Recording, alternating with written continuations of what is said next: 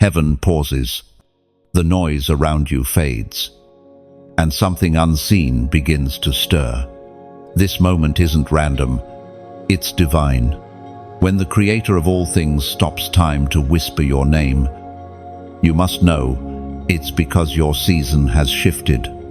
You are standing at the edge of purpose, and heaven is holding its breath, waiting for your yes. It is written in the first book of Samuel, chapter 12, verse 16. Now therefore, stand still and see this great thing the Lord will do before your eyes.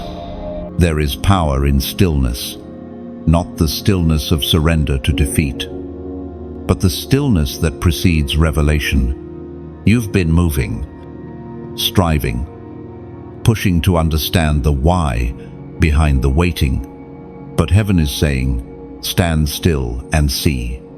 Because the very thing that felt like delay was preparation. There was once a man named Cale who spent years building something no one believed in. Every door he knocked on stayed closed. Every dream seemed to fade just as he reached for it. He thought God had forgotten him. One evening, walking home under grey skies, he saw a single leaf clinging to a bare tree, trembling but not falling, and something inside whispered, "That's you." Kyle didn't understand it then. But months later, when an unexpected opportunity came, one that required every skill he had learned in obscurity, he realized God had been training him in the silence. You, too, have been shaped in unseen places. Heaven pauses, not to withhold, but to prepare the unveiling. Just like a seed buried beneath the soil, unseen but alive, you've been transforming in the dark. The pressure you felt is proof of growth. Look at your journey. Look at the nights when tears became your only prayer. Look at the mornings you rose with nothing left but hope, and yet you kept moving.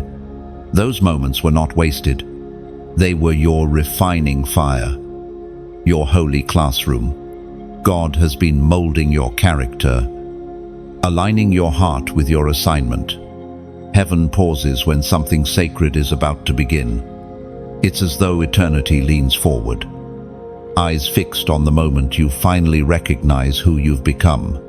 Not the wounded one, not the forgotten one, but the chosen one, refined, ready, and radiant. There's an old story of a painter who spent years layering color upon color on a single canvas from afar. The work looked incomplete, just strokes and shadows.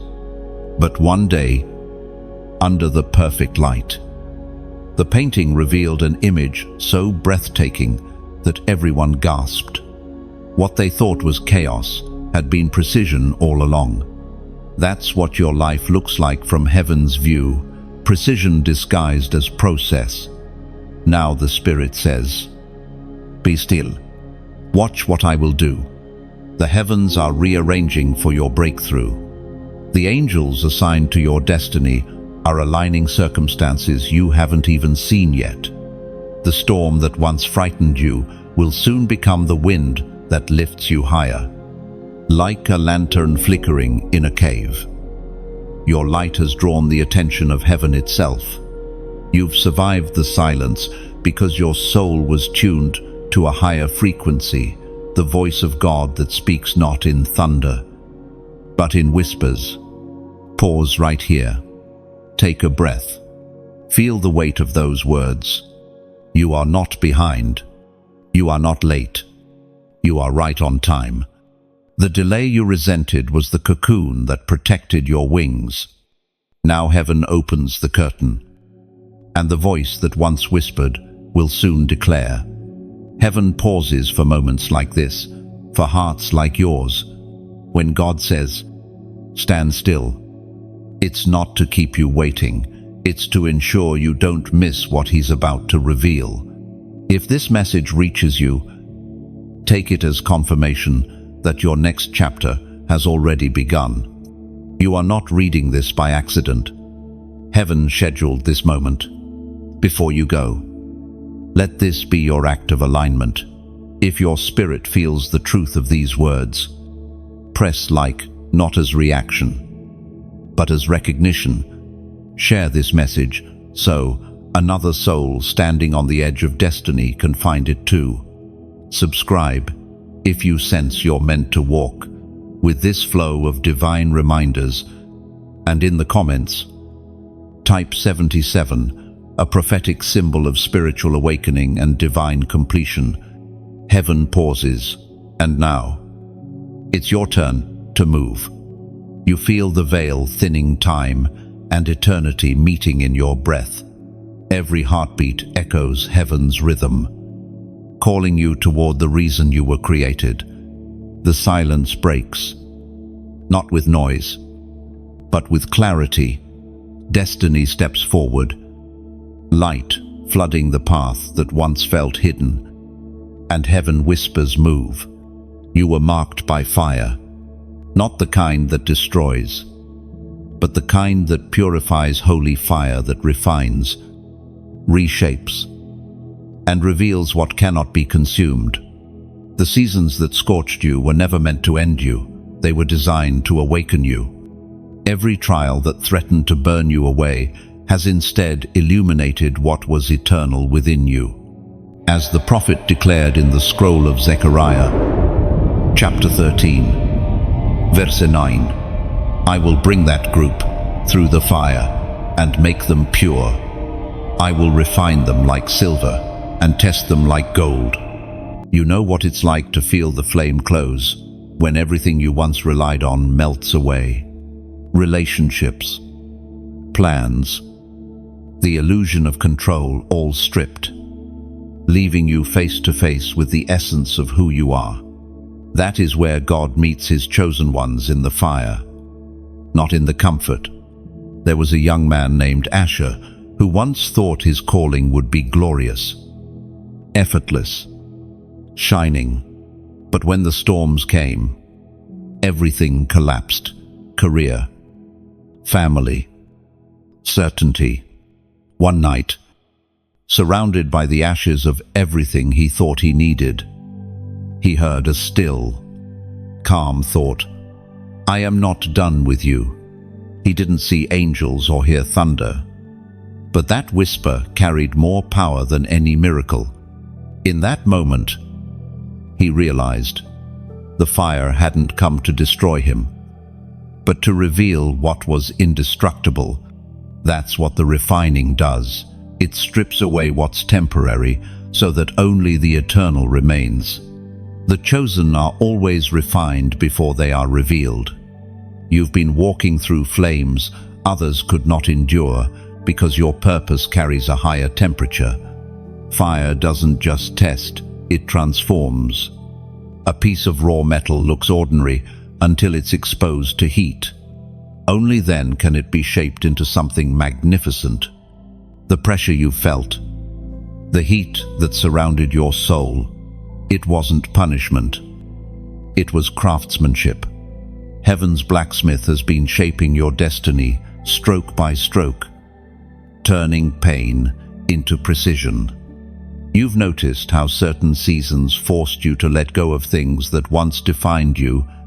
That's because you can't carry dead weight through fire. Every attachment not anchored in purpose burns away, and though it hurts, the fire leaves behind a clarity that nothing else can produce. Imagine a forest after a wildfire. At first, all you see is devastation, ashes, emptiness, silence. But then, something miraculous happens. Beneath the surface, seeds begin to awaken. Long dormant, new life pushes through charred ground, stronger than before.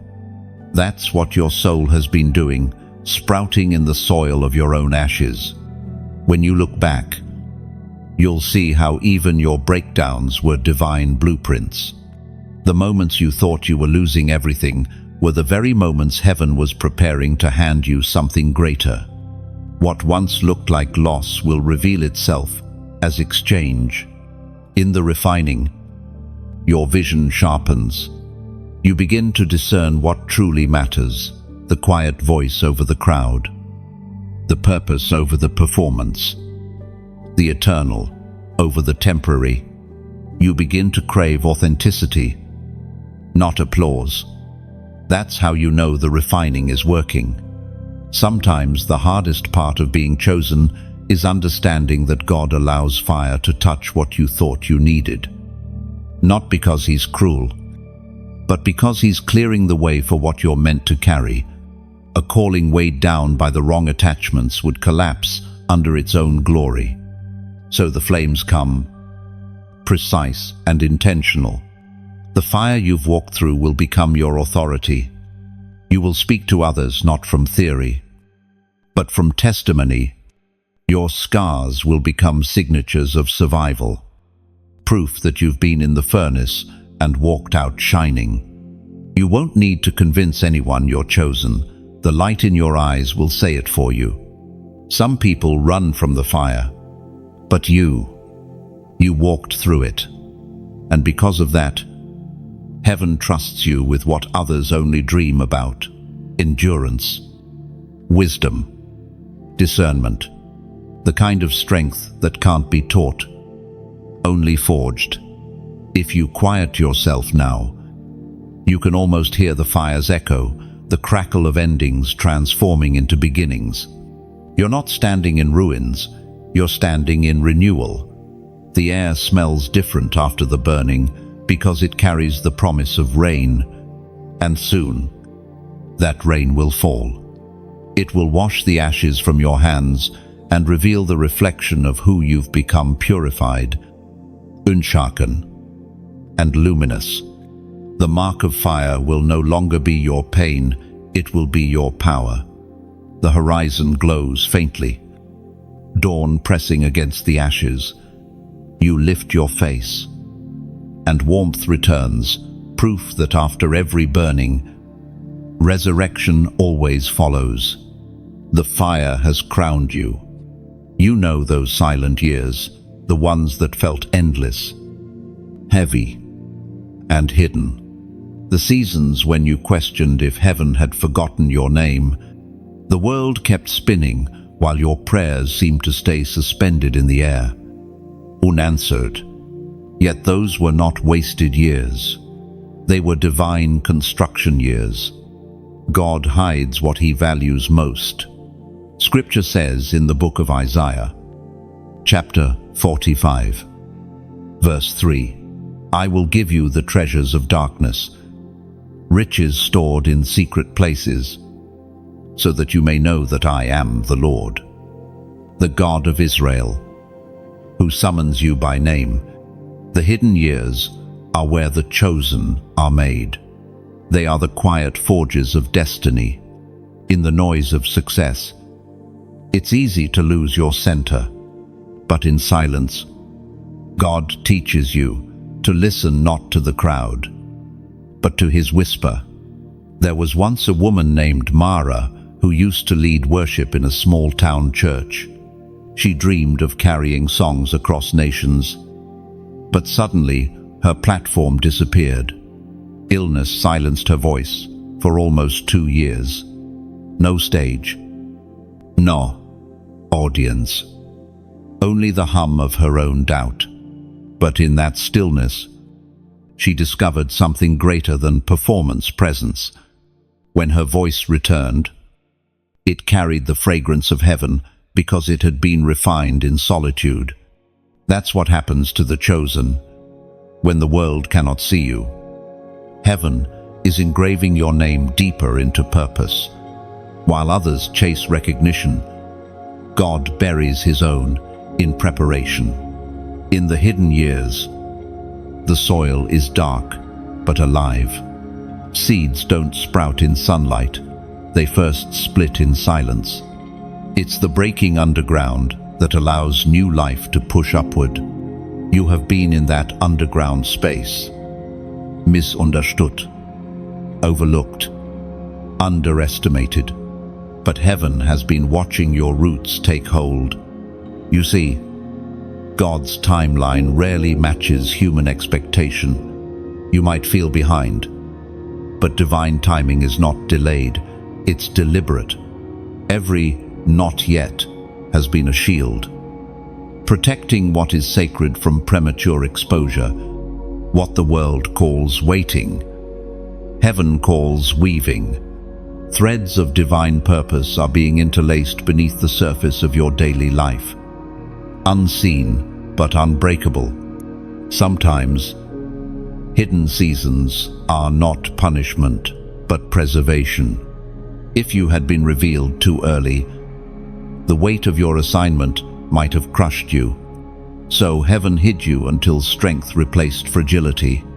Picture a sculptor working in the dim light of a studio, carving a masterpiece from marble. Each strike seems violent, but each one is intentional. Every rough edge removed reveals form and beauty. That's how God has been working on you, chiseling, refining, defining. When you finally step into your moment, you won't just shine, you'll reflect Him. You may feel forgotten, but the truth is, you're being formatted for eternity. Heaven doesn't rush perfection, it cultivates it. Every delay has direction, and every disappointment has purpose. You've been walking through corridors of patience, but they all lead to the same door, destiny. Don't despise your hidden place. It's your holy incubator.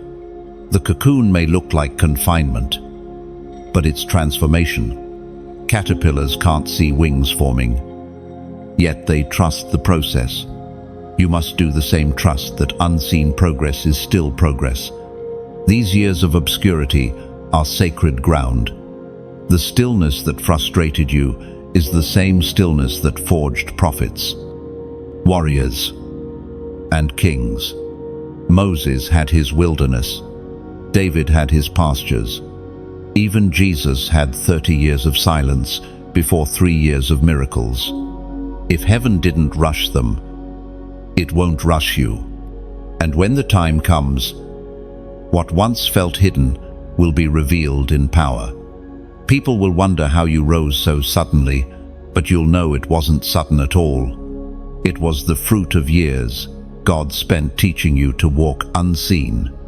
Now, pause and take a breath. Look back at your hidden years with gratitude, not grief. Those silent chapters carried the loudest lessons. They stripped you of distractions and tuned your spirit to heaven's frequency. In that awareness, let this be your moment of agreement.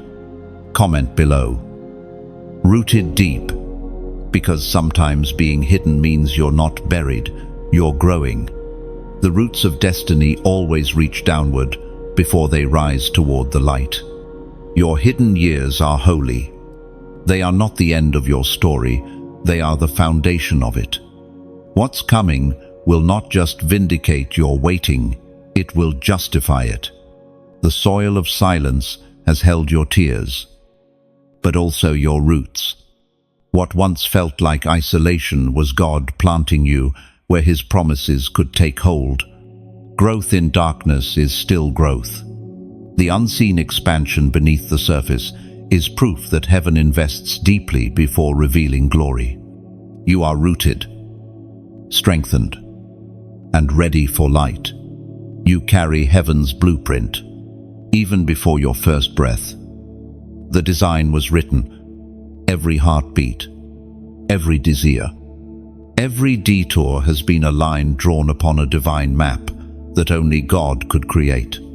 You've often wondered why you notice things others overlook, why your sensitivity feels like both a gift and a burden.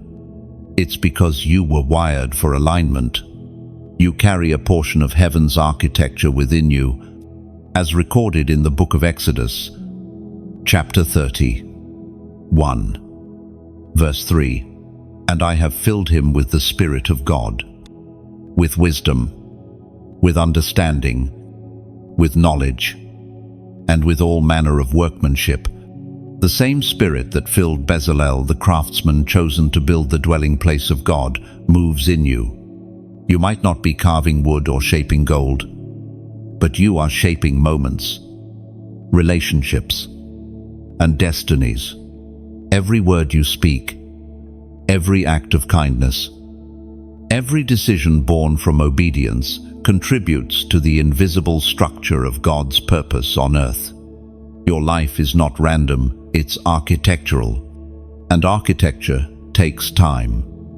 God designs layer upon layer, structure upon structure, ensuring what He builds in you can carry what He intends to release through you. The delays you call detours are often scaffolding temporary structures that support your permanent calling.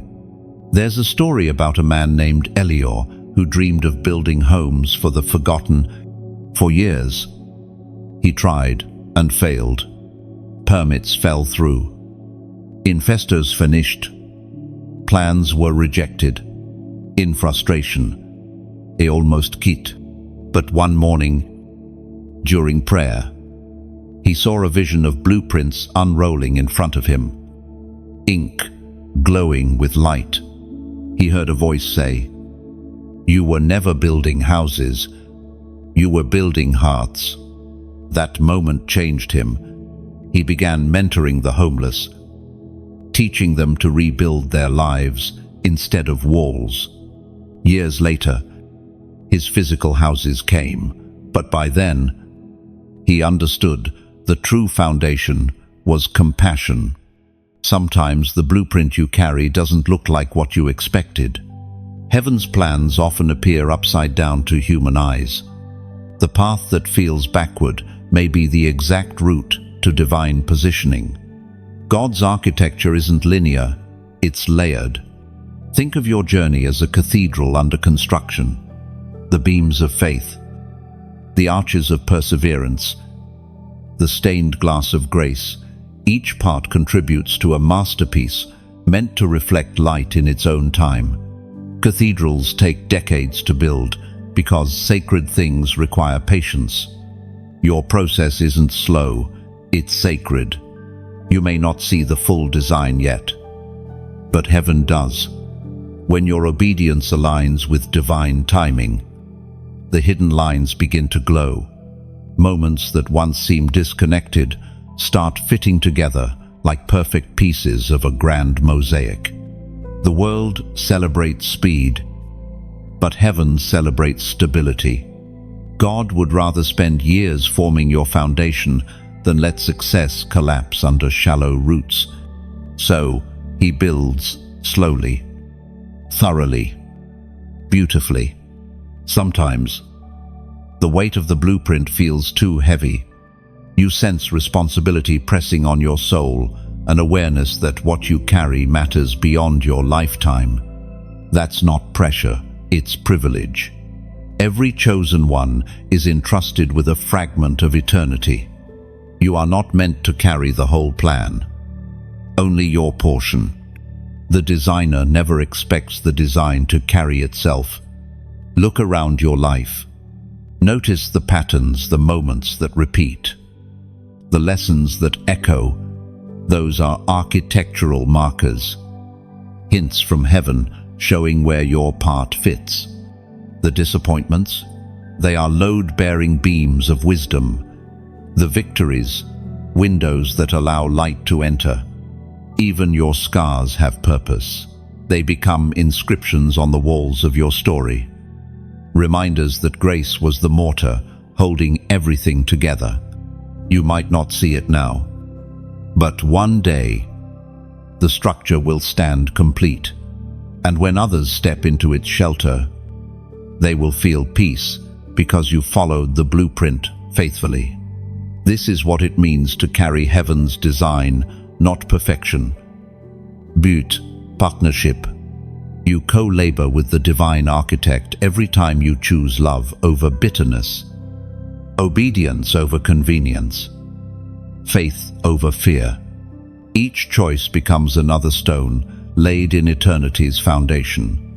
And though you may never see the full cathedral of your purpose completed on this side of time, heaven already sees it finished, radiant, unshakable, alive with light.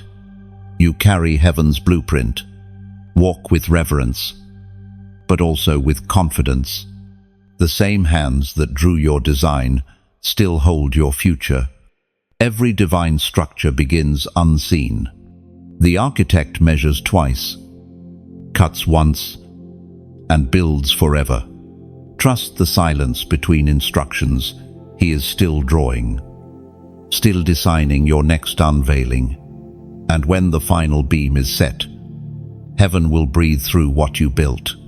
The blueprint will no longer be theory, it will be testimony wrapped in light. There comes a moment when the awakening call echoes louder than doubt. You feel it rising within a sound that is not heard with ears, but felt in the soul. Heaven is calling your name again, softly, yet with authority. Like the morning light, pressing gently through closed curtains. It's time to wake up to who you really are. The sacred scripture proclaims in the book of Ephesians, chapter 5, verse 14, "Awake, O sleeper, and rise from the dead, and Christ will shine on you." You've been drifting between what was and what will be, but heaven is tugging on your spirit. This is not just another day, it is a turning of time. God is stirring the deep waters of your destiny, calling you to step out of survival and into significance. The awakening always begins quietly. Sometimes it's a restlessness that won't let you stay where you are. Other times, it's a whisper that keeps repeating, "There's more." You start noticing divine patterns, dreams returning, coincidences that feel too precise to be chance. The sound of awakening doesn't roar, it resonates. Think of a field in early dawn. Mist covers the earth, and nothing moves yet. But beneath that quiet, roots stretch, flowers begin to reach, and light gently rewrites the horizon. That's what is happening inside you right now. Heaven is rewriting your horizon. There was a man named Josiah who once thought his life had already peaked. Years of disappointment had dulled his expectations. Then, one morning, while helping a neighbor repair a broken fence, he felt something shift inside him. It wasn't dramatic, just a realization that his life still had divine purpose. That small awakening led him to rebuild not fences, but lives. He began mentoring youth, using his story of failure to spark hope. Today, hundreds call him their turning point. That's how awakening works. It begins personal, but never stays private. When light touches you, it multiplies. Your obedience becomes the spark for someone else's dawn. You might feel unready, but readiness is not a requirement. Willingness is. The call of heaven doesn't ask for perfection, only response. The trumpet of destiny doesn't sound for the flawless, it sounds for the available. And maybe right now, you're wondering how to keep this flame alive. You've felt stirred before, only to drift back into routine. The secret is simple. Protect your flame by feeding it. Connection, prayer, community. These are your oxygen. You see, this space, these messages, these words are not just digital echoes. They are living seeds. Each one is crafted to remind you who you are, to keep your heart aligned with heaven's rhythm. And if these words have spoken to you, if they've lit even a small fire in your spirit, then you are already part of something sacred. Now, if your heart feels led, you can help keep this light burning for others, not because you must, but because you may. Think of it like tending a candle. You add a drop of wax, and suddenly the flame grows stronger, steadier, reaching further into the dark. Every act of giving, no matter how small, becomes a drop of that wax sustaining the glow for those still searching for light. When you choose to donate, imagine placing another brick in a lighthouse that guards lost ships through stormy nights. You're not giving away, you're building refuge. Every contribution, whether time, prayer, or resource, strengthens the beam that helps others find shore. When you share this message, it's like releasing a lantern into the sky, one flame joining 1,000 others. It travels where you cannot go, finding hearts you'll never meet, lighting paths you'll never see. When you like this message, picture it as opening a window in a darkened room. Light floods in, algorithms shift, and suddenly someone lost in shadow might see what you just saw, a reminder of hope. And when you subscribe, it's like planting a tree beside living water. Each new word that reaches you becomes fruit in its season, sustaining, refreshing, growing alongside your own journey.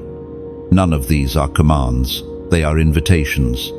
They are the quiet ways we participate in heaven's architecture of kindness. No act is small when love is its motive. So take a quiet moment. Ask your heart, what can I offer to keep this light alive? Maybe it's a prayer. Maybe it's a share. Maybe it's a seed you plant through generosity. Whatever it is, let it be love, and heaven will multiply it. The awakening has begun. You're not just hearing a message, you're part of a movement, a wave of souls remembering who they are and why they were born. Heaven's call is ringing through time, and you've answered by simply listening. Rise gently. Chosen one, your eyes have opened to a new dawn. The darkness is fading, and light is pouring in, not just around you, but from within you. Warfare doesn't always look like a battlefield. Sometimes it looks like sleepless nights, unseen tears, and thoughts that won't quiet. You've been fighting wars no one knows about: spiritual, emotional, invisible, and yet you're still here. That's not weakness, that's warfare, endurance. The unseen realm has recognized your resilience. The Spirit revealed through the book of Ephesians, chapter 6, verse 12. For our struggle is not against flesh and blood, but against the rulers, against the authorities, against the powers of this dark world, and against the spiritual forces of evil in the heavenly realms. You've been wondering why peace has been so hard to find. Why resistance meets you at every turn. It's because the light you carry threatens darkness. The battles you face aren't random, they are responses. Darkness reacts to destiny. Every time you step closer to your purpose, resistance increases, not to destroy you, but to reveal your authority. There was once a young man named Leor. He spent years trying to do good, but every attempt seemed to crumble: betrayal, loss, heartbreak. One night, in exhaustion, he prayed not for victory, but for understanding. In that silence, he felt an answer settle in his spirit. You're not losing battles, you're learning how to command them. From that day, he stopped reacting to attacks and began responding with faith. The warfare didn't end, but his perspective shifted. You, too, are learning to fight differently. The true warrior doesn't swing wildly in fear. They stand in discernment. You've been given armor invisible to the human eye, faith that cannot be pierced, truth that cannot be silenced, peace that cannot be stolen. Imagine yourself standing in the middle of a storm, rain slashing around you, winds screaming in defiance. Yet in your hands, there's a lamp small, steady, unbreakable. That's your spirit. While chaos tries to drown you, the light in you refuses to die. The enemy can't extinguish what God Himself ignited. Sometimes your battle looks like waiting when everything in you wants to move. Other times it's forgiving when your heart is still bleeding. And often it's simply choosing to hope again after disappointment. Every one of those choices is warfare in disguise. Heaven watches how you fight, not with anger, but with faith, not with panic, but with prayer. Every whispered, "I trust you, Lord," echoes louder in eternity than 1,000 shouts of fear. You're not just surviving attacks, you're reshaping atmospheres. There's a reason you've felt waves of heaviness lately. It's because you carry authority to shift spiritual climates. The enemy always tries to distract the most dangerous warriors with doubt, but your power lies not in your hands, but in your persistence. Every time you refuse to quit, darkness loses ground. Think of an archer. They pull back the bow not to retreat, but to gain force. When life feels like it's pulling you backward, remember, it's preparing you for greater release. The pressure is prophecy. The tension means launch. And even when your hands tremble, heaven fights beside you. Angels are dispatched at the sound of your faith. You are never alone in the fire. Sometimes, the greatest miracle isn't the absence of battle, it's the awareness of divine backup. The warfare you've endured has given you discernment others don't have. You can now sense spiritual tension before it arrives. You can feel when rooms change, when hearts shift, when peace lifts. That's not anxiety, that's sensitivity, spiritual radar refined through pain. So don't despise your sensitivity. It's heaven's early warning system. You were born to detect storms before they break.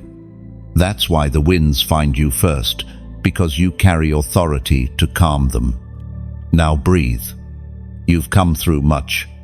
The fact that you're still standing means you've already won battles you didn't even know were happening. Victory doesn't always shout. Sometimes it just keeps breathing. Let this moment seal something deep in you. You are not a casualty. You are a commander. The darkness you faced will one day fear your name. And when you feel that next wave rising, don't panic. Lift your head. Remind yourself that the storm only proves your strength. Now, as a prophetic act of agreement, comment 888 below. This number speaks of resurrection after warfare, fresh breath after exhaustion, and infinite grace breaking the cycle of defeat. The 888 mirrors eternity folding upon itself, heaven's rhythm of again and again. I restore. And when you write it, you are not typing digits, you are tracing covenant. You are saying, I will rise again, and again, and again. It's your silent victory. Cry the language of those who survived the fire and came out glowing. When light confronts darkness, the collision is not quiet. You've felt it, the inner friction between what you used to be and what you're becoming. The closer you move toward truth, the louder the shadows scream. Yet that tension is not your downfall, it's your confirmation. The presence of opposition is proof that the light in you is growing stronger, as the prophet declared in the scroll of Micah, chapter 7, verse 8. Though I fall, I will rise. Though I sit in darkness, the Lord will be my light. Every chosen soul knows this war. The moment the old you tries to cling while the new you demands birth, the mind wrestles with faith, comfort argues with calling. But the clash of these two realms, light and darkness, is the forge of transformation. Imagine a dawn breaking through heavy fog. The first light doesn't erase the night all at once. It pierces it slowly, line by line. That's how revelation works. Light doesn't shout, it insists. And no matter how thick the darkness seems, it cannot comprehend nor contain what heaven has placed within you. There was once a young woman named Selah who lived through years of confusion. Every step toward God seemed to awaken new resistance, doubt, distraction, sudden loss. One night, overwhelmed, she cried out, "Why does it hurt more the closer I get to you?" In the stillness that followed, she felt these words form in her spirit, "Because darkness only fights what it fears losing." That night changed her. She realized the pressure wasn't punishment, it was proof. From then on, every obstacle became a signal that breakthrough was near. That's what it means when light confronts darkness. It's a declaration that something is shifting. The enemy never attacks what isn't advancing. When you carry divine purpose, your very presence disrupts what's unholy. The air changes when you enter a room, not because of arrogance, but because of alignment. You might not even see it yet, but heaven sees how your obedience is reshaping spiritual landscapes. You are like a torch carried into a cave. The walls can no longer pretend they're not seen. That's why the enemy tries to convince you to dim yourself, to believe humility means hiding. But true humility is not shrinking from light, it's acknowledging where it comes from. Sometimes your warfare isn't external at all. It's internal, the quiet negotiation between what you know is right and what feels easier. The battle of alignment. Darkness doesn't always come with horns. Sometimes it comes dressed as comfort, distraction, or doubt. But when you choose light in small moments, heaven counts it as victory. You've noticed how the deeper you walk with God, the more the world feels unfamiliar. That's normal. Light makes you a foreigner to darkness. You no longer fit where compromise is currency. You start craving truth like oxygen, and that craving isolates you for a season. But later, it identifies you as chosen. Think of light as language. Every act of faith, every word of kindness, every refusal to return evil for evil is a syllable of heaven's vocabulary. The more you speak it, the more fluent your spirit becomes. Soon, even your silence carries authority. There's beauty in this collision. When light meets darkness, it doesn't negotiate, it transforms. A single candle in a cave doesn't argue with shadows, it simply shines. That's your assignment. You don't have to outshout evil, you just have to outshine it. And yes, sometimes shining costs you something. It costs comfort, popularity, ease. But that's the price of carrying purity. Every light bearer throughout history has paid it, and not one of them regretted it.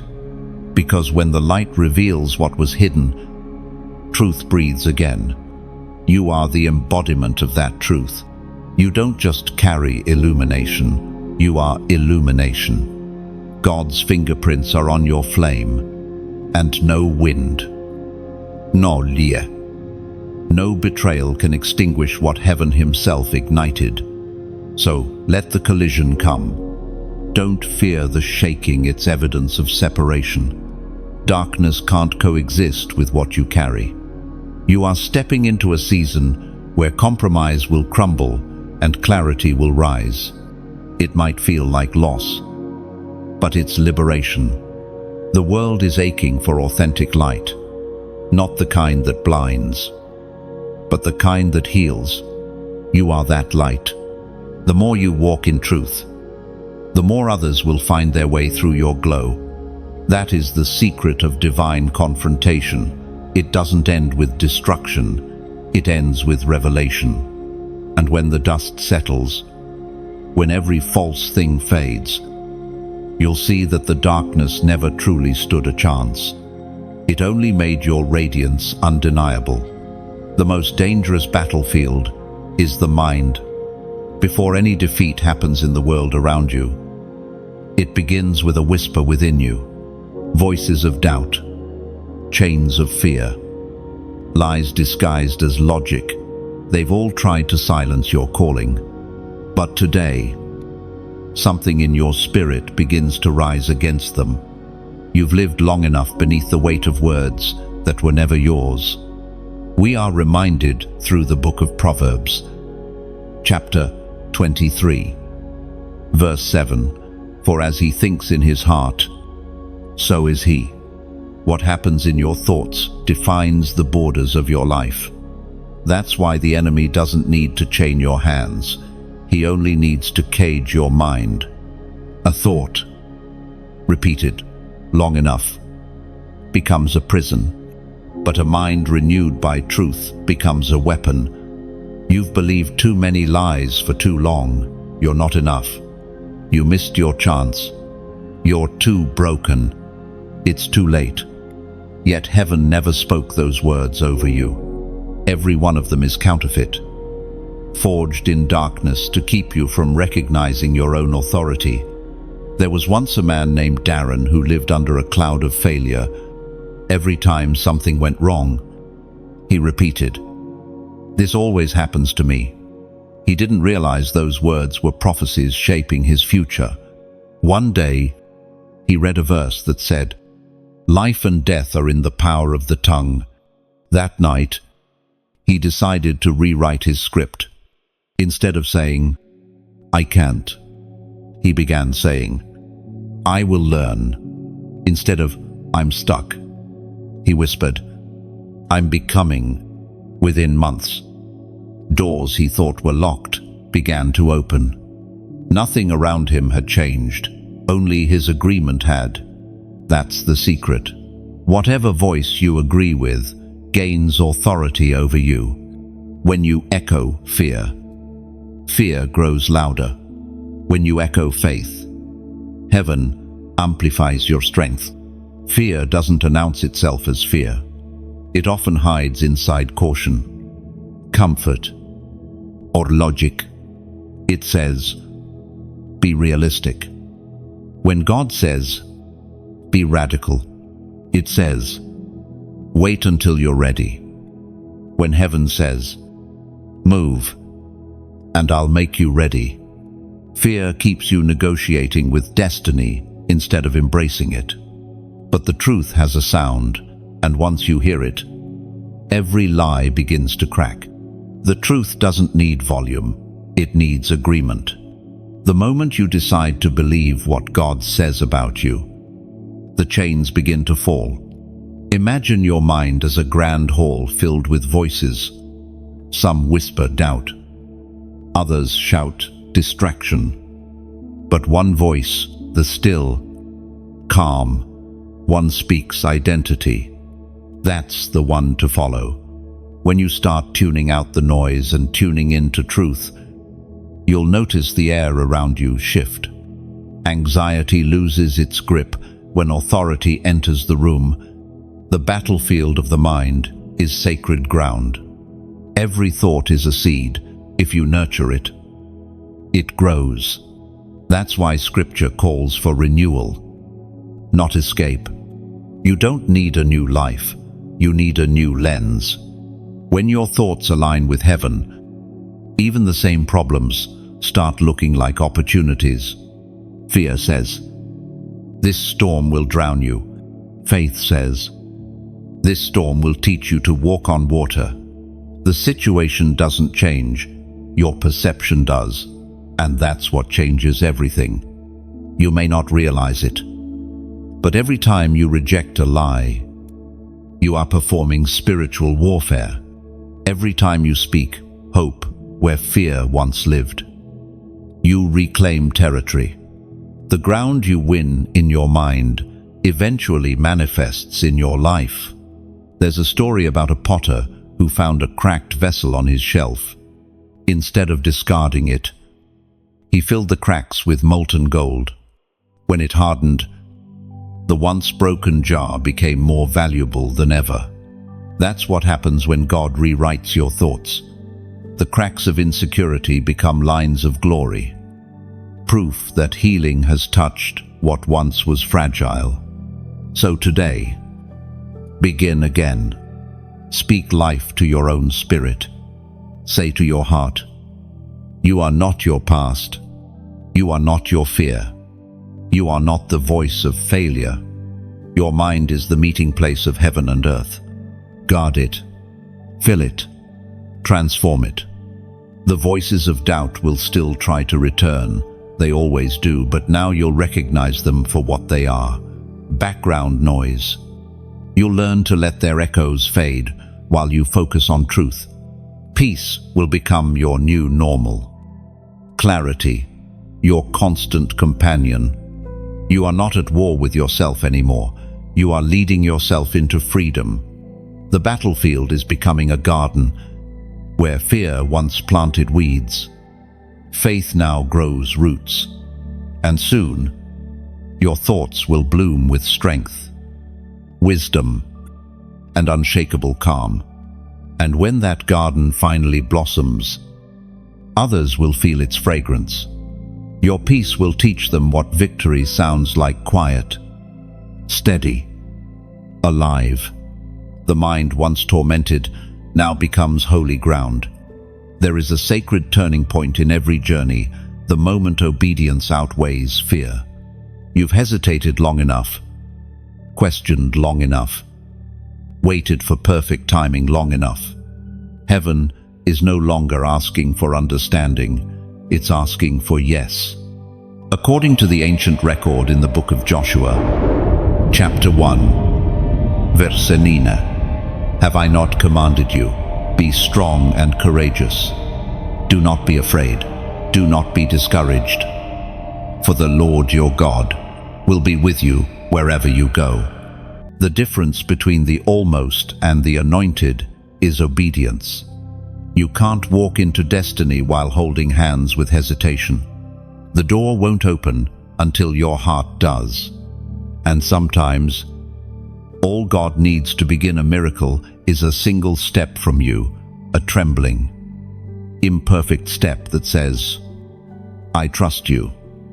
Even here, there was once a young mother named Eva who lived through a season of loss.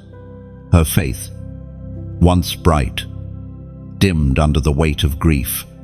One night, she felt a whisper in her chest, plant the seed again.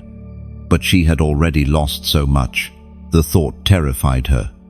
Still, the next morning, she went to her small garden and buried a single seed. Months later, it bloomed the first flower in that soil since the storm. That bloom wasn't about gardening, it was about resurrection. Her obedience opened heaven's window again. That's how it begins. You act before you feel ready. You move while fear still trembles in your bones. Obedience isn't the absence of fear. It's movement despite it. Heaven doesn't measure the size of your step, only the sincerity of your surrender. You may have prayed, God, show me what to do. But sometimes He waits for you to move before He reveals the next direction. The map unfolds after the motion. The Red Sea didn't part when Moses stood still. It parted when he stretched out his hand. Your obedience activates divine sequence. Think of obedience like a river. At first, it's narrow. small choices, tiny acts of trust. But as it flows, it gathers force. Soon, it becomes unstoppable, carving new paths through old ground. That's what your surrender is doing, reshaping the geography of your life.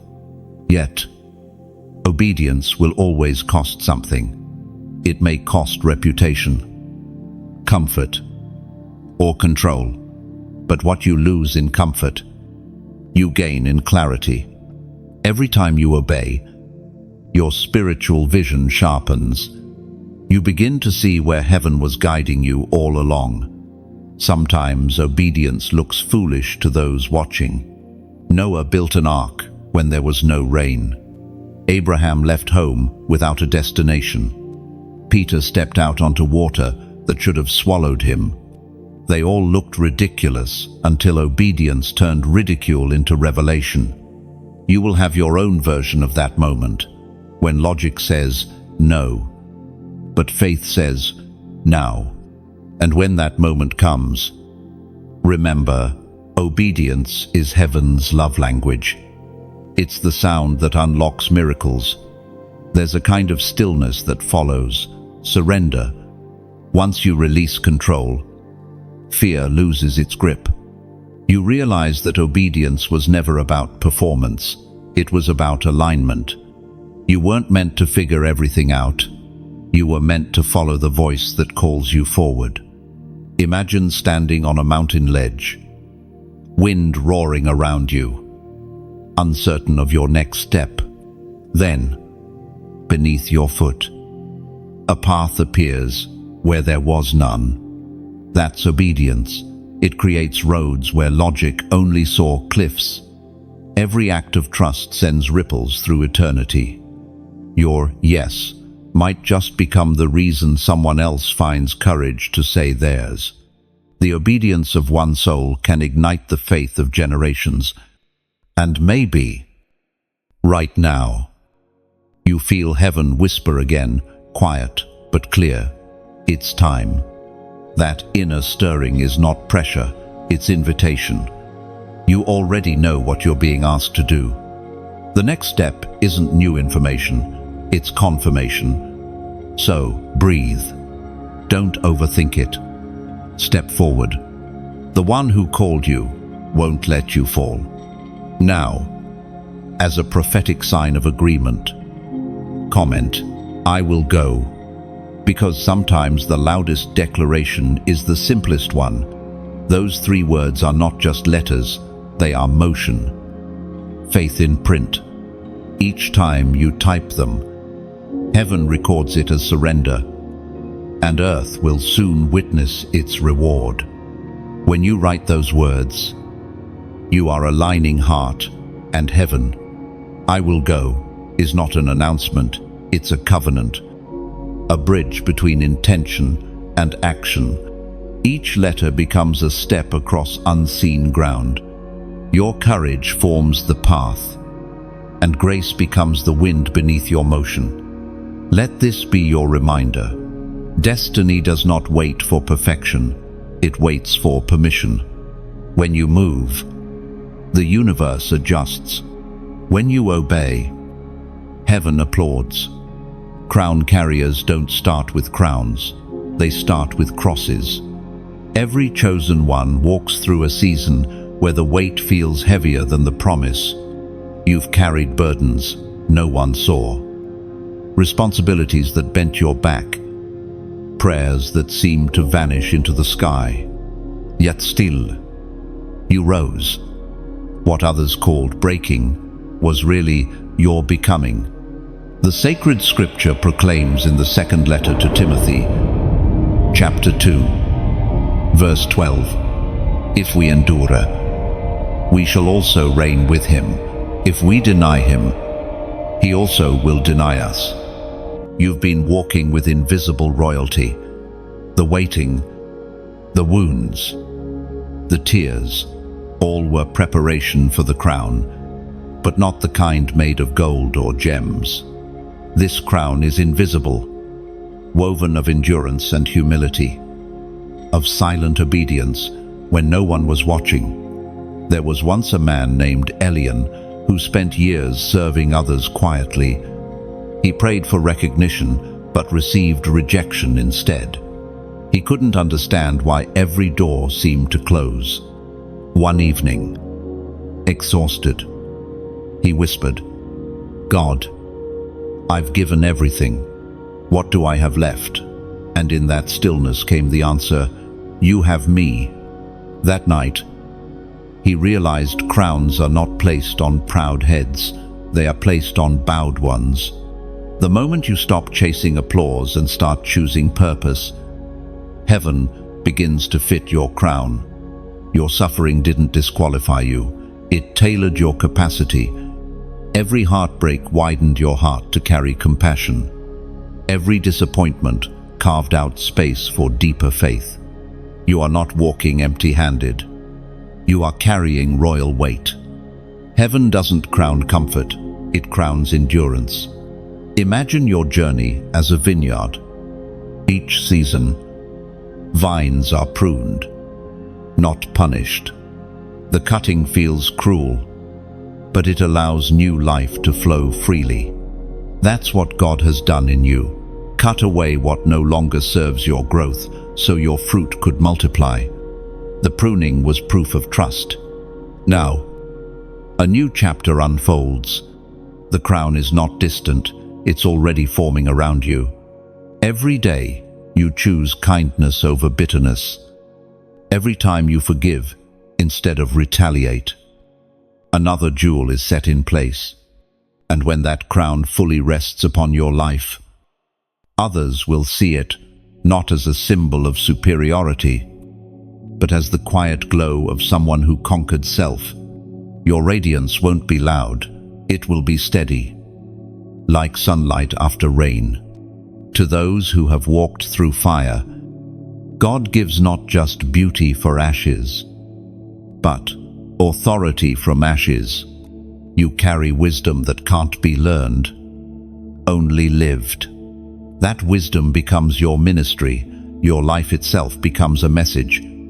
Now, if these words touch something in you, if you've felt the weight of your invisible crown, or sensed that this message is your reminder, know this: heaven's work flows through human hearts. And when hearts move together, miracles multiply. When you like this message, it's as if you're polishing the edge of someone else's crown. A simple gesture, yet powerful, a reflection shared, a spark passed on.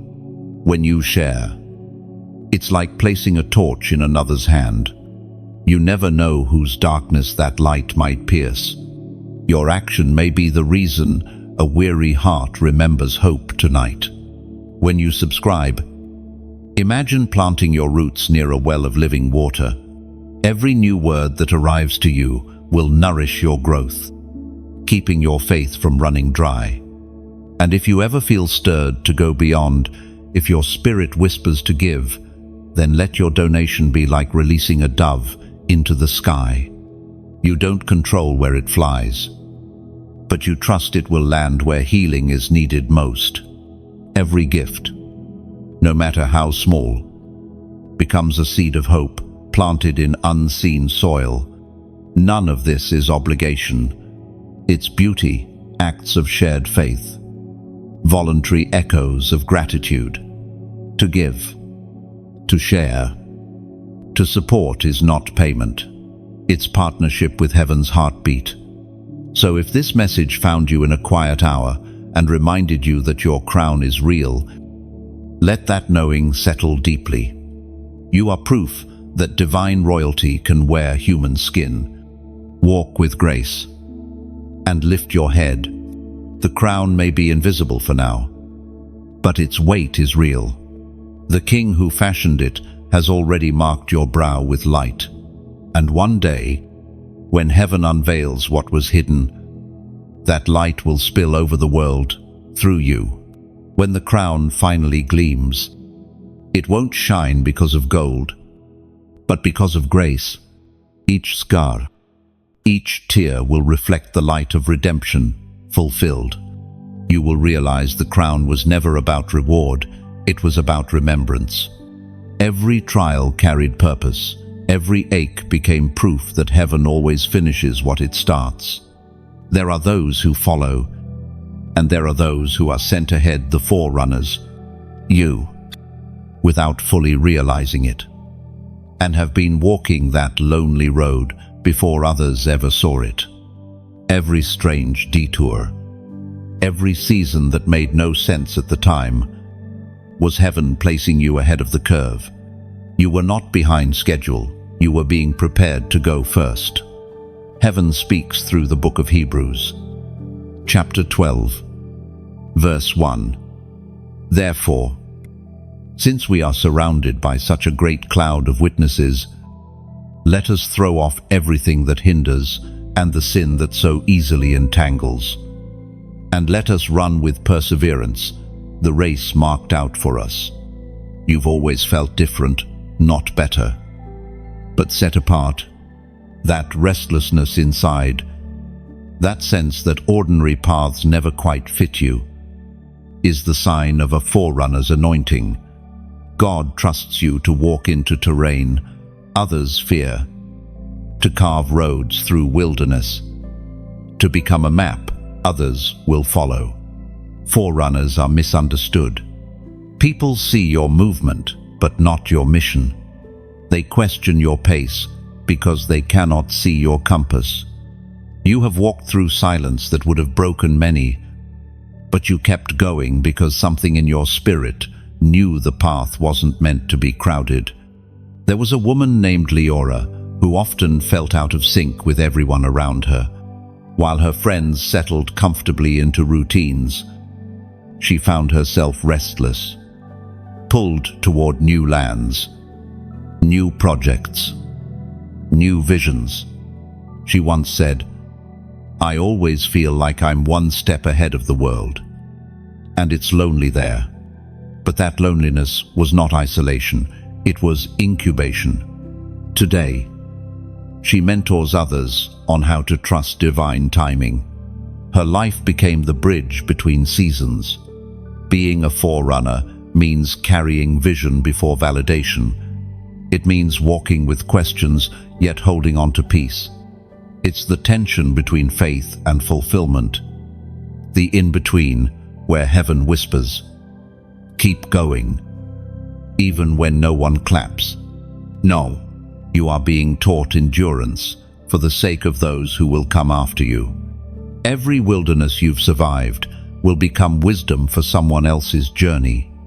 Your scars are not marks of failure, they're trail markers, signs that say, "I was here, and I made it through." Think of pioneers who crossed deserts or sailed unknown seas. They didn't have maps, they became the maps. You, too, are becoming a living direction. Your perseverance is writing coordinates in eternity. Others will find their way because you dared to move first. Forerunners are built differently. Where others seek comfort, you crave calling. Where others settle for safety, you chase significance. It's not ambition, it's assignment. God made you with a compass inside that points toward destiny, no matter how many storms arise. But remember, being first doesn't always mean being seen. Much of your journey will happen in silence, where faith matures in secret. Don't despise the hidden miles. They are sacred training grounds where heaven strengthens your legs for the distance ahead. Sometimes, being ahead means facing resistance earlier. You feel the opposition before others even notice the change. That's not a curse, it's confirmation. When pressure hits you first, it's because you're breaking ground. The soil of new seasons is always hard, but your persistence softens it for those who will follow. Imagine a path through thick fog. The first one to walk, it must trust each step blindly, guided only by faith. But once they pass through, The fog begins to thin. That's what your obedience does. It clears vision for others. Your journey is not wasted, even when it feels unseen. Heaven keeps meticulous records of your faithfulness. Every moment you chose conviction over convenience. Every time you refused to turn back. Another line was written in the book of remembrance. And one day, you'll look behind and realize you were never walking alone. The same cloud of witnesses that cheered for the prophets and pioneers of old has been cheering for you too. Every step of your faith echoes in eternity. The mantle of the forerunner is not light, but it is glorious. You are carrying an unseen torch that will ignite others long after you. The light you bear today becomes tomorrow's lighthouse. You walk through storms so others can find their way home. So keep moving, even if your pace feels uncertain. Keep trusting that the one who sent you ahead is still guiding your steps. You are not lost, you are leading. And when you finally see others begin to follow the trail you carved through your tears and tenacity, you'll understand. Every lonely mile was love in disguise. There are moments when heaven begins to leave fingerprints on your timeline, subtle signs that remind you your steps are not random. You've seen them. Repeating numbers. Divine coincidences. Phrases that echo from different mouths in the same week. These are not accidents. They are alignments. Heaven is marking your obedience with confirmation. As recorded in the book of Romans, chapter 8, verse 14. For those who are led by the Spirit of God are the children of God. The children of God are not guided by chance, they are guided by whisper. You've walked through enough uncertainty to recognize that what looks like coincidence often carries the fragrance of destiny. The same Spirit that once hovered over the waters now hovers over your decisions, arranging everything to lead you toward fulfillment. There was a man named Caleb who kept noticing the number 1111. At first, he brushed it off as randomness. But one evening, while praying about a choice he feared to make, he looked at his clock again. 11:11. He felt a sudden calm and decided to trust what his heart had been nudging him toward. Months later, that single decision led him into his purpose. What felt like a small sign was a divine signal. Heaven communicates through alignment. Numbers, timing, dreams, words. They're like constellations in the sky, guiding those who look upward. These signs are heaven's way of saying, I see you, keep walking. But remember, the signs are not the source. They are the echoes. They point you toward the voice, but they are not the voice itself. If you chase the signs without seeking the sender, you'll lose direction. The signposts only work when your heart stays surrendered to the one who placed them. You've begun to sense that certain moments seem divinely timed, the call you needed arriving just when you were ready to quit. A door opening at the edge of despair. These aren't lucky breaks. They're heaven's scheduling. The divine calendar never misses a date. Sometimes the alignment appears subtle. A song lyric answering your prayer.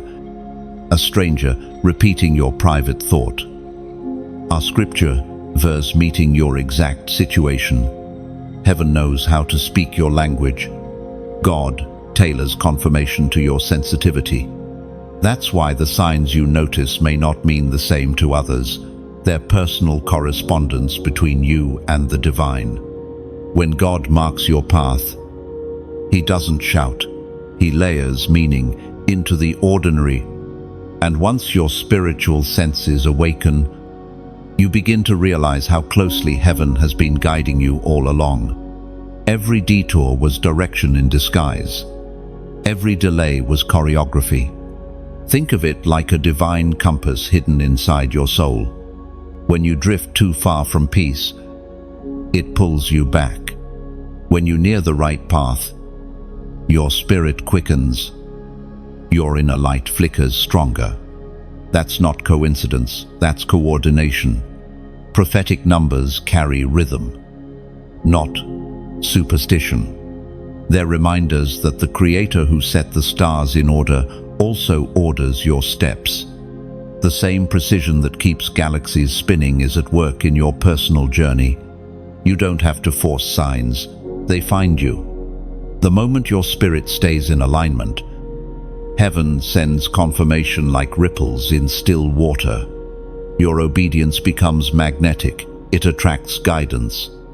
And when these signs appear again, those repeating numbers, familiar phrases, or perfectly timed moments, pause, whisper, I see you, God, because recognition completes revelation.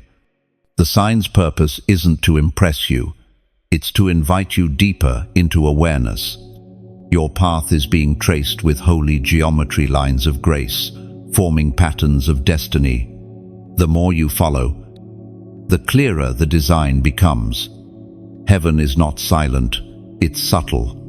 Now, as a prophetic act, leave your mark below. Comment 9,999. This number signifies divine completion, the end of cycles and the birthing of new purpose. It is heaven's signature upon those who have endured the process faithfully. When you write it, you're declaring, I am aligned. I am ready for what comes next. You're not predicting the future, you're participating in it. The same spirit that led Abraham under the stars now writes those same patterns above you.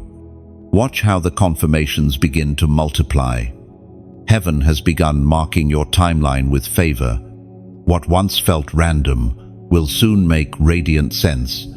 Each time you see 9,999, let it remind you that heaven counts nothing wasted. Every closed door was a redirection. Every ending, a rehearsal for rebirth. The sequence speaks of circles turning into spirals, your life no longer looping in pain but ascending through purpose. It's heaven's language of completion and continuation intertwined. When this number crosses your path again, whisper gratitude instead of wonder. It's not a random code, it's a love letter. God's mathematics always resolve in mercy. There is a quiet weight that rests on those who carry glory.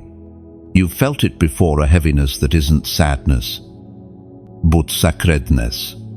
It presses upon your spirit not to crush you, but to steady you. This is the weight of glory, the invisible gravity of divine favor that anchors your soul when everything else feels unmoored. The word of the Lord came in the second letter to the Corinthians, chapter 4, verse 17. For our light affliction, which is but for a moment, works for us a far more exceeding and eternal weight of glory. Glory doesn't descend lightly.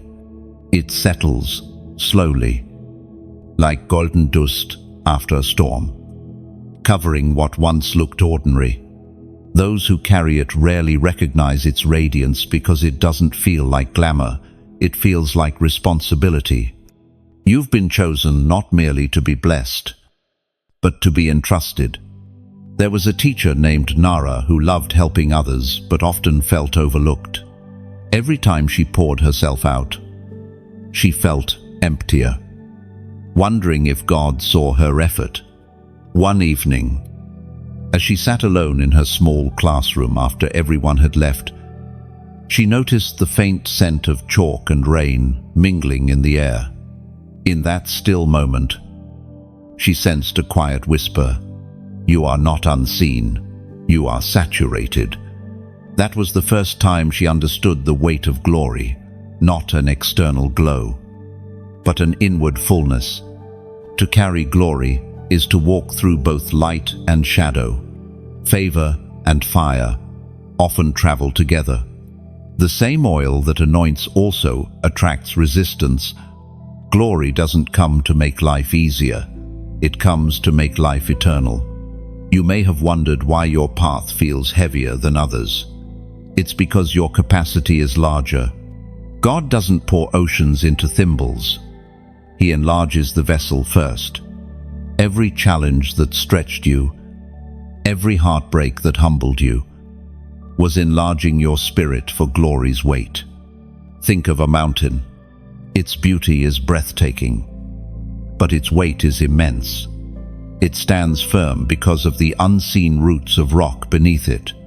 The higher the peak, the deeper the foundation must be. So too, with you, the deeper your humility, the higher your radiance. The weight of glory also refines how you carry success. Without it, blessings can become distractions. But when you've walked through refining fire, you learn to hold prosperity without letting it hold you. You can receive honor without becoming enslaved to approval. To carry glory is to embody paradox, strength and surrender, power and gentleness, depth and simplicity. The world sees brightness, heaven sees endurance. You've learned that true greatness is quiet. It doesn't need applause, it needs alignment. The weight of glory changes how you see everything. What once annoyed you now becomes your altar. What once scared you now becomes your classroom. Glory turns ordinary ground into holy ground. It teaches you that God's presence is not limited to miracles. It's in the mundane moments too. Washing dishes, waiting in traffic, comforting a friend. Sometimes, the glory you carry makes others uncomfortable. Your light exposes what prefers to stay hidden, but don't dim yourself to keep others at ease. You were never meant to blend in with shadows. You were made to reveal contrast. You may not feel radiant now. You may feel exhausted, heavy, uncertain. But that's how glory first feels like weight before it becomes wonder. The transformation is subtle. The burden becomes beauty. The heaviness becomes holiness. When Moses came down from the mountain, his face shone with light. He didn't even know he carried. That's how you look to heaven right now, radiant in ways you can't yet perceive. The glow comes later, but the weight is proof that glory has already landed. In this season, your assignment is simple. Don't run from the heaviness. Lean into it. Let it ground you instead of overwhelm you. The weight of glory is God's hand, resting gently upon your soul, saying, "You're ready to hold what others can't." Oh, and one day, when you look back on this season, you'll see that the heaviness was never punishment, it was preparation. The crown of radiance you carry in eternity will be shaped by the weight you carried faithfully here. You are learning to walk balanced between heaven's brilliance and earth's gravity. That tension is not a curse, it's calling. The world will see your shine, but only heaven will understand your depth. Glory refines gently, like gold beneath steady fire. The pressure that once frightened you now feels like warmth, shaping your spirit into something luminous and unshakable. Every weight you carry today will someday translate into light. Heaven measures glory not by ease, but by endurance, and you, radiant one, have endured beautifully. There are moments when heaven grows silent, not because it has stopped speaking, but because it is waiting. The air itself feels still, heavy with decision. You sense it, the line between mercy and consequence, the threshold where grace extends one more time before stepping back. This is the sound of mercy's final knock. The Spirit spoke through the book of Hosea, Chapter 10, verse 12. Sow righteousness for yourselves. Reap the fruit of unfailing love. And break up your unplowed ground, for it is time to seek the Lord, until he comes and showers his righteousness on you. God's patience is fast, but it is not endless. Mercy doesn't vanish, it simply completes its purpose. It knocks gently, again and again, calling hearts home. But when the door remains shut too long, silence becomes the final invitation. That silence you feel right now, it's not absence, it's urgency wrapped in stillness. There was once a man named Aaron who always promised he would change someday. He loved the idea of transformation, but kept postponing obedience. Each year, conviction visited him like an old friend, softly, faithfully. But he always said, later. Then, one night, as he stood staring at his reflection in the mirror, he realized the voice had stopped calling. The silence wasn't punishment, it was permission for him to choose. One last time, without the comfort of persuasion, that night, he knelt, trembling, and whispered, "Not later now." That was the moment mercy turned into redemption. Mercy always offers a door before it offers a judgment. Every warning is an act of love disguised as discomfort. The ache you feel when you know you've wandered too far is not condemnation, it's the pull of home. Heaven never delights in distance, it always desires return. There is something sacred about conviction. It's not guilt, it's grace that still believes you can come back. When your heart stirs at these words, that's not fear, that's mercy, reminding you the door is still open.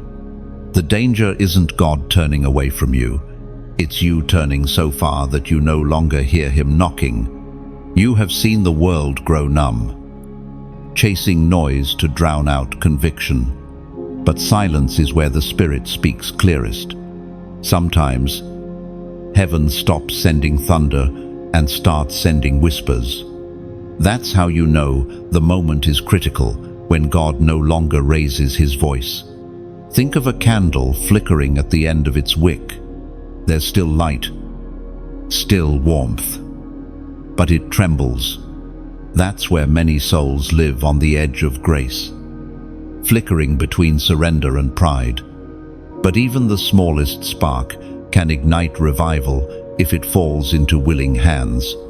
You've been sensing it, a tension between the comfort of delay and the call of decision.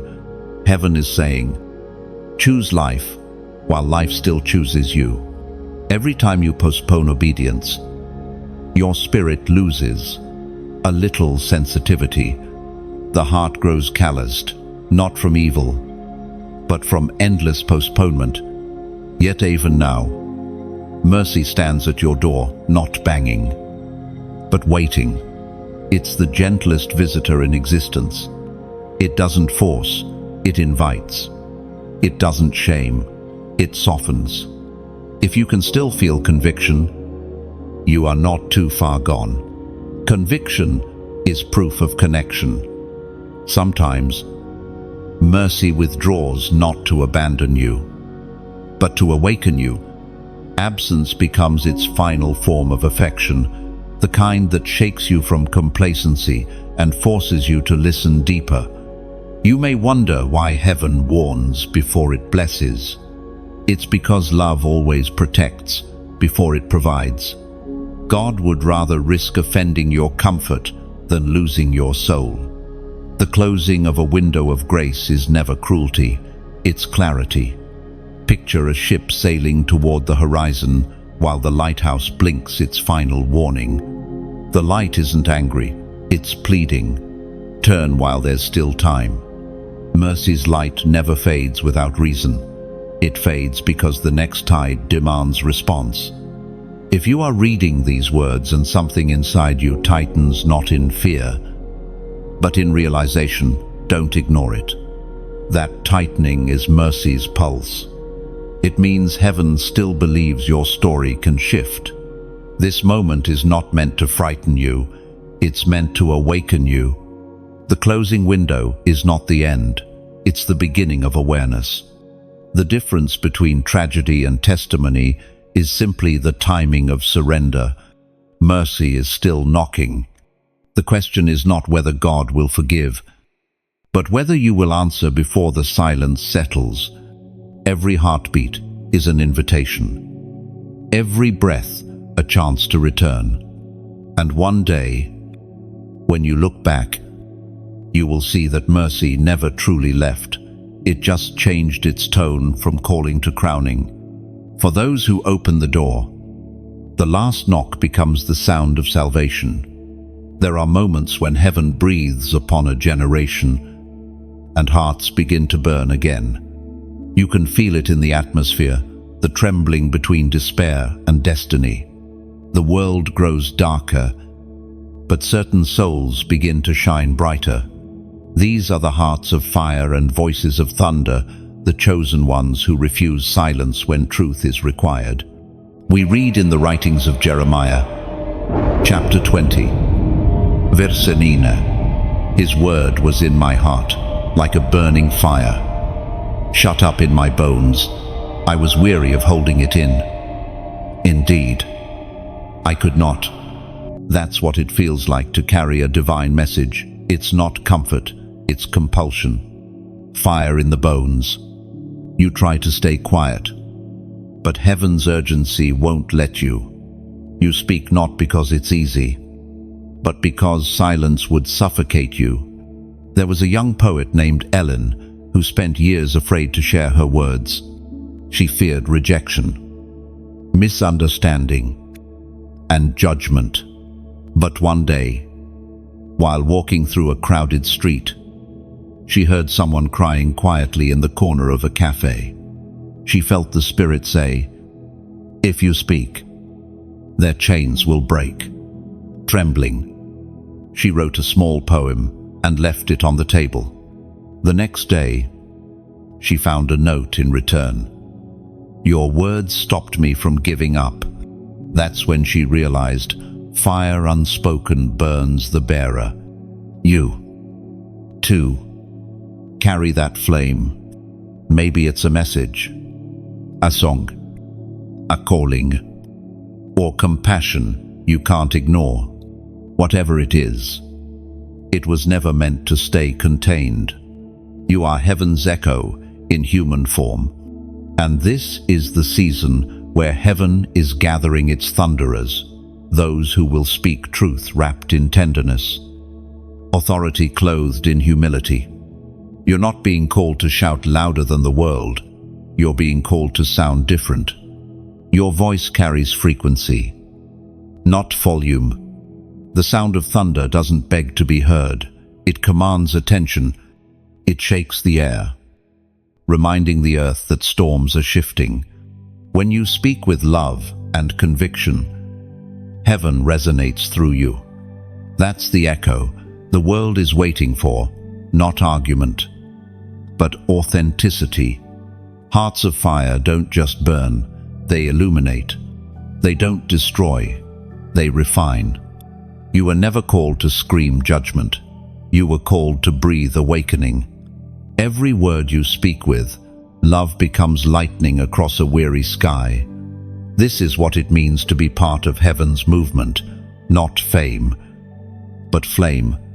The true revival isn't performed on stages, it happens in kitchens, classrooms, sidewalks, and secret places. It happens every time someone chooses compassion over cruelty, courage over comfort. If this message stirs your spirit, let it settle deeply. You are part of a story much greater than yourself. These words are not reaching you by accident. They're a reminder that the fire inside you still matters. When you like this message, imagine striking flint against stone, the small spark that begins a wildfire of hope. Your simple act becomes ignition. Somewhere.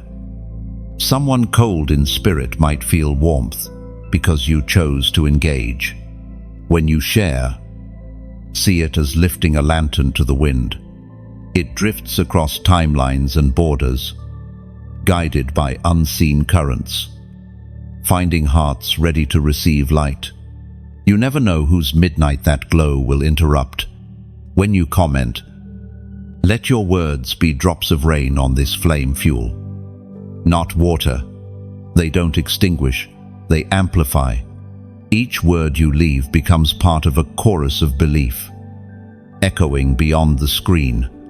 When you subscribe, picture planting a seed in the soil of divine conversation. With each new word that arrives, your heart becomes more fertile, faith roots deeper, and fruit will follow in time. And if, while listening, your spirit whispers to give, then let your donation be like releasing a dove into a storm. It might disappear from sight, but it will always return as peace. You don't fund words, you feed fire. Every gift keeps the flame alive for someone who hasn't yet felt its warmth. There is no pressure here, only invitation, participation, not payment. You are not being asked, you are being welcomed into something beautiful. This is how heaven builds movements, through freely burning hearts, not forced hands. So if this fire resonates within you, hold it close, guard it, nurture it, and let it move through you. The world doesn't need another echo, it needs authenticity. And that's exactly what you carry. You are one of the hearts of fire, one of the voices of thunder. Your words may tremble at first, but heaven will steady them. Your whisper, when surrendered to God, will roll like thunder across eternity. There comes a time when heaven begins to separate what looks similar but carries different substance. The final separation isn't about appearance, it's about alignment. God divides not to destroy, but to distinguish. What once could blend together can no longer stay in the same space. You have felt it lately, a quiet pulling away from old circles, old habits, even old versions of yourself. It's not rejection, it's refinement. As the prophet wrote in the scroll of Malachi, chapter 3, verse 18, then you will again see the distinction between the righteous and the wicked, between those who serve God and those who do not. In every generation, there comes a point where lines are drawn in spirit before they ever appear in sight. This isn't punishment, it's placement. The potter separates clay from clay to shape each piece for its unique purpose. Likewise, heaven is setting apart those whose hearts still bow in reverence while the world bows to noise. There was a young man named Ronald who used to chase every opportunity that glittered. Every crowd seemed like a calling, every platform like a promise. But one night, while praying, he heard a simple phrase, "I am not in every light that shines." That night marked the beginning of his separation. He stopped chasing brightness and started pursuing brilliance, truth that glows quietly but endures forever. The final separation begins gently. Old friendships start to fade. Desire shift. The hunger for validation loses its hold. You find yourself craving stillness instead of attention, depth instead of display. That's heaven pulling you into alignment. It's never easy to be separated. It feels like loss before it feels like liberation. Yet everything God removes is something He intends to replace with authenticity. The people and patterns falling away are not being taken from you, they're being released for you. Think of a gardener pruning vines at sunset. The branches trimmed are not punished, they are redirected toward new fruit. The cutting clears space for increase. That's what separation does. It frees the roots so the tree can breathe again. You may look around and realize you no longer fit where you once flourished. Don't mistake that discomfort for failure. It's simply your soul outgrowing its old environment. You're being recalibrated for a new atmosphere, one where your spirit can expand without constraint. Even your thoughts are shifting. You find peace in places that once felt boring and noise in places that once felt safe. That's spiritual maturity. Heaven is teaching you to discern difference not between good and evil, but between good and God. The final separation is not about superiority, it's about stewardship. You're not being elevated above others, you're being entrusted with clarity. The more light you carry, the more careful your path must become. With illumination comes accountability. There's a hidden mercy in separation. By removing distractions, God preserves devotion. The spaces that feel empty are actually being cleared for presence. Sometimes heaven empties your table before it serves your feast. Imagine a tide pulling back before a great wave. To the eye, it looks like retreat, but to the sea, it's preparation. That's what heaven is doing now, gathering strength, drawing things back so they can return multiplied. You are entering a season where false connections will quietly unravel. Don't chase them. Don't force them. Love them. Release them. And move forward. The same God who separated day from night is now distinguishing purpose from pretense in your life. Separation can feel lonely, but it's never solitary. Heaven always keeps company with those who choose alignment over applause. The presence of God will meet you in the quiet like never before. The voice that once felt distant will suddenly sound near because the noise has been silenced. The refining is almost complete. You are standing at the threshold between what was temporary and what is eternal. The division is not a fracture, it's formation. You are being shaped into something that reflects heaven's purity more clearly. Soon, you'll notice that the ones who remain are those meant to build with you. The connections forged in this season will be covenantal, not convenient. They won't drain you, they'll discern you. The final separation isn't about leaving people behind, it's about stepping fully into purpose. You are not walking away from them, you are walking toward Him. And when you look back from the higher ground you've been called to, you'll realize that separation wasn't the breaking of your story, it was the beginning of your clarity. The road may narrow now, but it's also becoming straight. You are walking in alignment with heaven's line. The distinction will not divide love, it will define legacy. The time is now. You can feel it, something has shifted in the unseen. Heaven's clock has struck, and delay has dissolved. What was once someday is suddenly today. Every word spoken over your life, every promise that seemed suspended, now begins to take shape. You are standing in the appointed hour you were prepared for. According to what is revealed in the book of Habakkuk, chapter 2, verse 3, "For the vision is yet for an appointed time, though it lingers. Wait for it. It will certainly come and will not delay. For years, you've carried vision like a secret flame. You guarded it while others doubted. You nurtured it when no one saw. Now, heaven is whispering. It's time to release what you've been carrying. What was forming in silence will soon speak in power. The waiting season wasn't wasted, it was womb time. There was a craftsman named Asen who spent years perfecting his art in obscurity. He carved intricate patterns into wood, not for fame, but for faithfulness. People mocked his patience, calling him slow. But one day, a great temple was built, and they needed someone to craft the altar. When they sought the best hands, his name rose. What he built in secret was revealed in glory. The same is happening for you. This moment of divine timing feels both exhilarating and frightening. Every chosen one reaches a point where faith must become footsteps.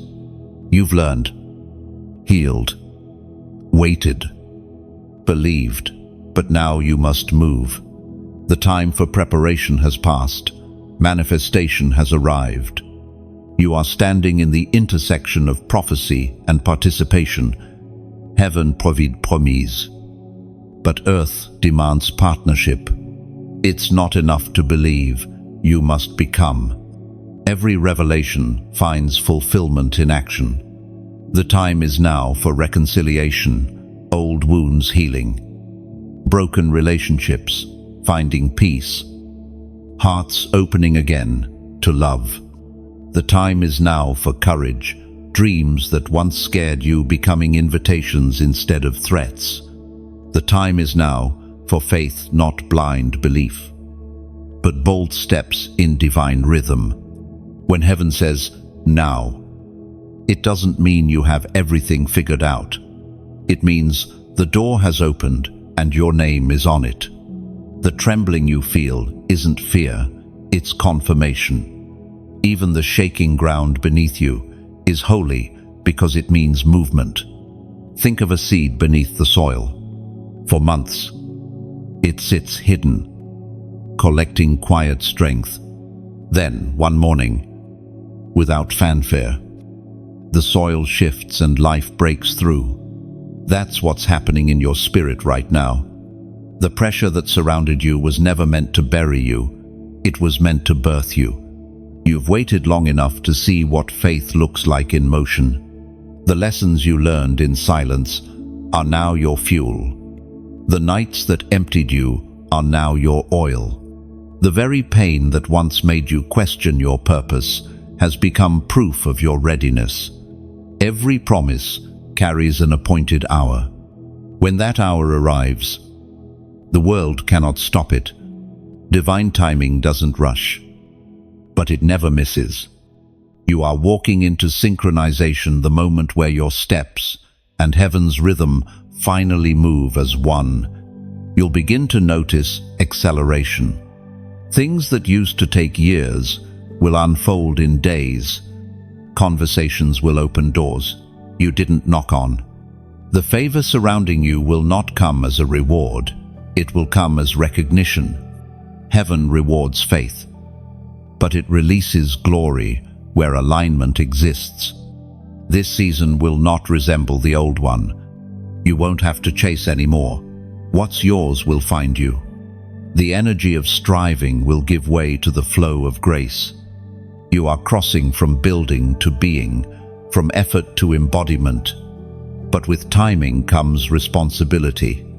The now of heaven isn't just opportunity, it's stewardship. What you do next matters. The mantle you carry is meant to serve, not shine. The world needs what you've been guarding. The message, the talent, the compassion. They were never just for you. When the clock of destiny strikes, even silence responds. Creation leans in. Angels adjust assignments. The atmosphere shifts because obedience has awakened. You are not waiting for a sign anymore. You are the sign. And as you step forward into this new hour, remember, you're not stepping alone. The same God who called you in the beginning still walks beside you now.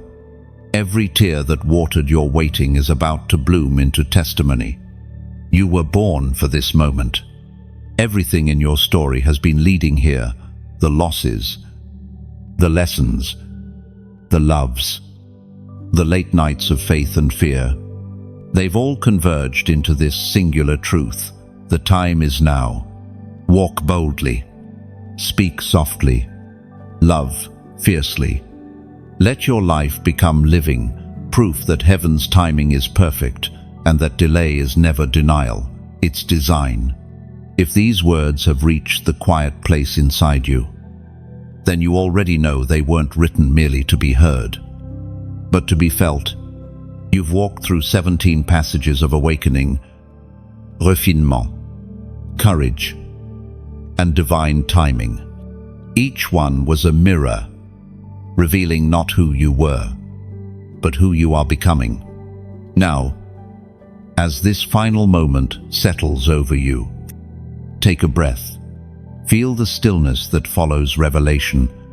That calm is heaven's way of saying, you've heard correctly. You don't need to rush to prove anything. You only need to live what has been planted. And if these words carried light to your spirit, let that light ripple outward.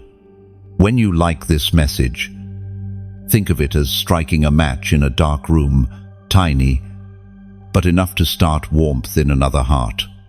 When you share, imagine releasing a paper boat into the current of time. You may never know where it sails, but somewhere, someone weary will see it drift by and remember hope again. When you comment, let it be not for attention, but for connection. Each word you leave becomes another candle in this growing constellation of faith, proof that souls can still recognize each other through truth. When you subscribe, see it as stepping into a circle of light that keeps widening. You're not following a channel, you're joining a fellowship, those who choose awareness over noise, purpose over distraction.